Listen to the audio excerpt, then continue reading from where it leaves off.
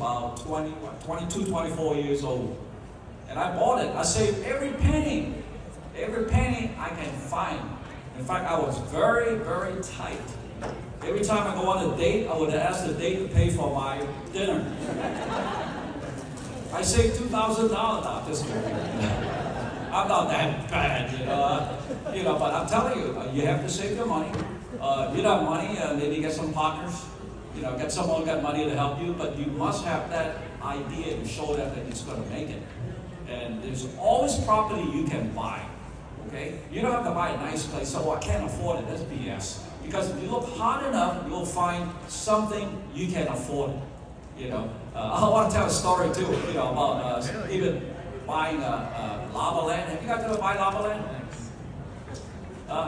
Big Island, Lava Land. I used to sell Lava Land. I was one of the top salesmen. I've been telling people it's time to buy the Lava Land now because it's very hot.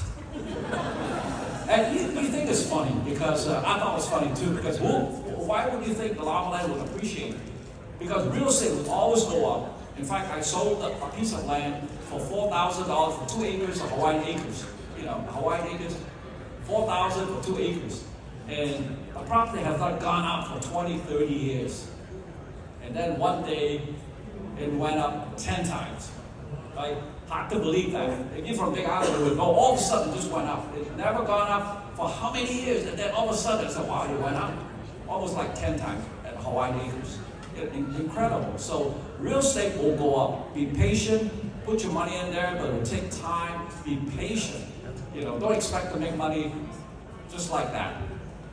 And always learn about the real estate cycle because it will go up, it will go down. Now, if you don't have any money, the best thing to do is because they have a lot of those affordable condos for sale that geared to people that never have money, not a lot of money, but haven't bought anything. You should be buying those condos. Could you talk?